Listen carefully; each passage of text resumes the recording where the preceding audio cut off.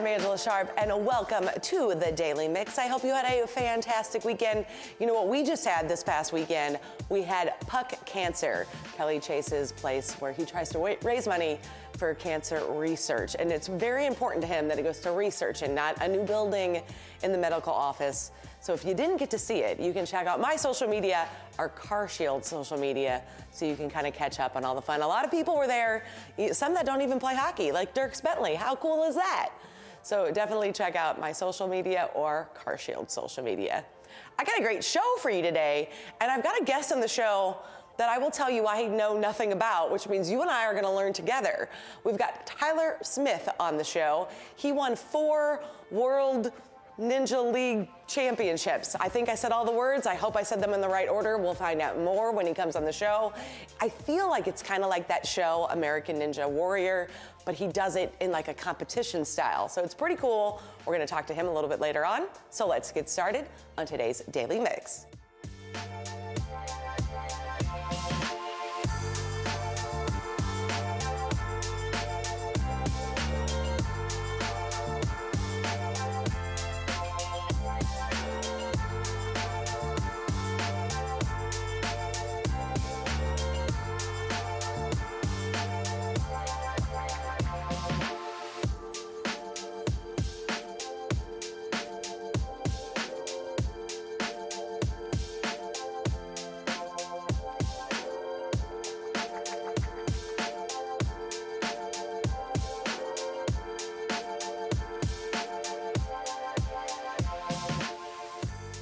All you dog lovers out there, this weekend is for you. The Gateway Arch Park Foundation's Arch Bark is back for its 5th year.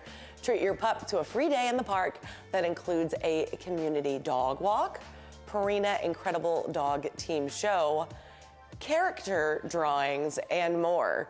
New this year is the dog fashion show. It's hard to say any of this without actually chuckling. A dog fashion show, best tricks contest, a tennis ball pit filled with treats, and an agility course, all for the dogs. Arch Bark is this Saturday from 10 to 2 at the Gateway Arch National Park's North Gateway. You can find all the details at archpark.org/archbark. From Arch Park to Ballpark, you can also bring your dog out to Busch Stadium when the Cards take on the Phillies for the 20th annual Purina Pooches in the Ballpark game. A limited number of tickets are available, and they included access to all-you-can-eat buffet with complimentary beer, soda, and water, as well as a special pet goodie bag and a special pregame parade around the stadium. Pooches in the Ballpark is this Saturday, April 12th. For tickets and more information, go to cardinals.com/Pooches. The hit musical, The Addams Family, is coming in town for one performance only. In this comical feast, Wednesday Addams has grown up and fallen in love with a sweet man, one her parents have never met. Everything changes for the whole family when they host a dinner for Wednesday's normal boyfriend and his parents. The Addams Family musical comedy will be on stage at Stifel Theater on Thursday, April 17th. You can find out more at stifeltheater.com. World Circus Day is almost here. This worldwide event honors and promotes the art and joy of circus. To celebrate, Circus Harmony will be offering shows and lessons at 1 and 3 in the afternoon. And speaking of lessons, registrations are open for their summer performance camps. Children's ages 8 to 16 can run away with the circus, but still be home in time for dinner. Summer camps run in 2-week sessions, May 26th through the August 1st. World Circus Day is Saturday, April 19th. You can learn more about both at circusharmony.org. After a decade of touring around the world, the Champions of Magic are back with an explosive new show featuring thrilling and mind-bending illusions. The whole family can enjoy this interactive, high-energy show that's been described as a magic show worthy of our video game and Instagram times. Champions of Magic, Chasing the Unbelievable, will bring some of the world's greatest magicians to St. Louis on Saturday, April 19th for 2 performances only at the Fabulous Fox. Just go to fabulousfox.com for all the details. A new spy thriller hits theaters this weekend. CIA's Charles Hessler's life turns a turn when him and his wife is killed in a terrorist attack. Charles decides to take action and find her killers. Take a look at The Amateur. You ever wonder what they do with all the stuff you dig up for them? That's not my job. No, but you never wonder? No, it's the CIA. I gotta trust that they'll make the right call. Maybe it's better not to know. Love you. Love you. Bye. Bye. Charlie, I think you need to see this. What is this? Your wife has been killed.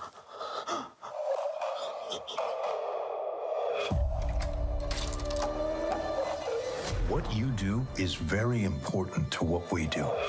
Let us handle this. I want mission-specific training, cash, and a new identity. Have you lost your mind? I want to find and kill the people who murdered my wife. I don't think you could beat a 90-year-old nun in an arm wrestling match. I want to face my wife's killers, look them in the eyes, and balance the scales. Take it. Take it! Aye. Point it at my chest! Do it now! Put your finger on the trigger. You can't do what I do no matter how much I train you. You're just not a killer, Charlie. You're just a nerdy fellow that works on computers. What you doing? Just gonna kill you. Do you ever account for the things I'm good at? You held a gun to my wife's head.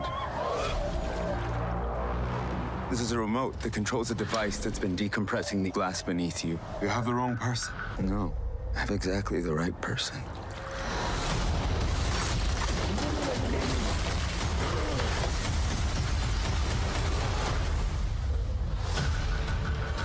We got a ping in Rome. He's in London. He just got on a bus in Prague. He practically invented half of our surveillance. Maybe y'all misjudge this individual. This ends here.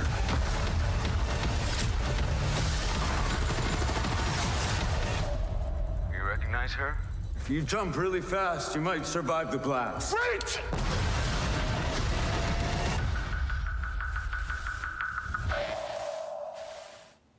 Now, by the magic of television, I am joined by Tyler Smith. Tyler, thanks for being here today. Hello, thank you for having me. Okay, so like we talked a little bit before you came out here. So basically, American Ninja Warrior, the TV show, has kind of split off, and there's leagues now. Oh, yes.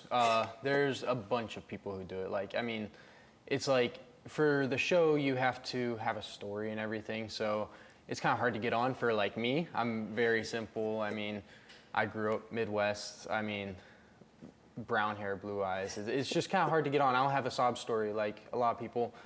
And so it's just hard for me to get on. I love to do ninja. It's just I can't do it where I would like to, which is on the big stage of American Ninja Warrior. So luckily, there's a bunch of leagues who have branched out, and we get to compete in them. I have a bunch of friends who do it. It's really a great time. Okay, so this is, to me, is really fascinating. So you actually went with a group of 4 other guys, or I guess 5 other guys, because you had one alternate, to Dubai to compete? Yes. Okay, so show me this jersey first, because this jersey is really cool. And the back is what I really like, because you've got the St. Louis written both in Arabic and in St. Louis, and number 95. So that's cool. So when you went to Dubai, who were you competing against over there? Oh, a bunch of different cities. Like, it was crazy. And I actually got to swap some jerseys with some people from Russia who I've known on social media for a while now, and I've talked to them, and I finally got to meet them there. It was like people from multiple cities. Like, there were Poland was there, Australia, Germany, Russia, as I said, Canada. I mean, just anywhere you could think of. So this is really cool to me, because in your community, like just when we were outside talking before you came on, your mom is here also with you today, and you guys are dropping acronyms for this, that, and whatever, because you guys are so in this community. So people who do this, they all know what you're talking about, and I guess you all kind of follow each other. Oh, absolutely. Like, I mean, I've been doing this for 9 years now. I mean, that's half my life. So I've made multiple friends along the way, and like we've pretty much grown up with these leagues. And so we have acronym like WNL, World Ninja League, and like NSN, Ninja Sport Network. It's just like it's my life for me. Like I grew up in it, so like it's hard for me to like think about any. I just know it. Like, that's amazing. So, like, I have a nephew who will always be 9 in my brain, and he had American Ninja Warrior Party. That was something he was interested in. Was that kind of how it started for you? Yes. I mean, I had my first couple of my first probably 2 birthdays I was into ninja. They were all in a ninja gym. Like my 9th through my 12th birthday was just in a ninja gym, pretty much ninja themed. I mean, all of my friends did it, so it was great. We all got to share that together in the sport. It was great. So when did you kind of, I guess, not only find these leagues and ways for you to compete, but like know that you were actually maybe pretty good at it? Yeah, I mean, so I started at 9. I did it for probably about 2 years before actually branching off and competing. And then whenever I did start competing, there's a bunch of age groups. Like there's like 8-year-old age groups that you compete in different states across the country. So like you can be 8 years old traveling, competing, and then as I grew up in it and I started to get better, I started branching out to other age groups where the competition gets a little bit more difficult. And then there's pro categories and elite categories, and I've been competing in the elite/pro categories for probably about 3-4 years now, and I feel like I've done pretty well in it. I mean, me and my training partners, we've all together won probably 9 world finals. I mean, it's so cool. Me personally, I've won four world finals I can think of. 4 world finals. Now, are these kind of are they like sections of the ninja? Yeah, they're all like, yeah. I'm just making up words over here, it's fine. Yeah, you had it right. I mean, there are kind of like sections of ninja, because like, since ninja is still growing into more of a sport that hopefully one day will be in the Olympics, they have branched off with the leagues. So there's multiple different leagues. Some do better than others, some not as well, or people prefer leagues over one another because all of them have different rules and rule sets for the ninja course. Because like, I mean, it's a course, so like you can have all the rules you want, but there is pretty much a standard that people like. And so leagues have branched off, tried to compete against other leagues to do better. And I mean, me personally, I compete in pretty much all of them right now. Right. So like, there's probably 4 different good leagues that I can think of. That people kind of compete in to see how you compete against other people that are in that realm. Mm-hmm. Now you said hopefully one day ninja will be like a sport in the Olympics, but there's kind of a section of it, right, that is going to enter into the Olympics? Yes, I believe in I don't remember which Olympics, but like in the pentathlon, there should be like a 100-meter dash, pretty much, and it's probably about 8 obstacles along the way. 100-meter dash. We're kind of showing part of it on the screen right now, kind of. So this is kind of the part that would potentially be in the Olympics sooner. Yes. I mean, it should be something like that course. They might adapt it to whatever the people would like. Right. But it should be something like that. That's about a 100-meter dash. And that's the one I got to compete in a couple years ago. I actually ended up winning that one. Well, you see, cool. You see that you start out a little behind, and then all of a sudden you have a couple great leaps, and then you have them by. Yeah, I mean that's pretty much what ninja is, because like I mean it's very easy to make a mistake. I've had my most recent world finals, like a one little foot slip, and it cost me a championship, and it's sad and upsetting sometimes, but I mean that's why it's great to have the other leagues, because like you don't do so great in one, and you don't even make qualifying, and then you have another one to fall back on, which is great. That is amazing. So one day I assume you would hope to compete in the Olympics. Oh, I really hope so. That'd be a dream come true. That's what every athlete dreams for. Yeah, that would be fantastic. I mean, they had breakdancing. They might as well have a little ninja obstacle course. That's what I'm saying. So let's kind of go back to this for a second here. So when you go to Dubai, there's a lot of things you have to do, right? Like you have to get the mayor to sign you a letter and... Yes. I mean, it's a little difficult. I mean, you apply for it. You apply your team. You spend a little bit writing out who your team is and what they've accomplished, and just a bunch of different things about your team, and then you just have that hope that you'll be picked. And luckily enough, we were picked. And I believe there was only 3 teams from the United States, 3 different cities. Okay. There was, I believe, a Houston team, Houston, Texas team, a Colorado team, and then our St. Louis team.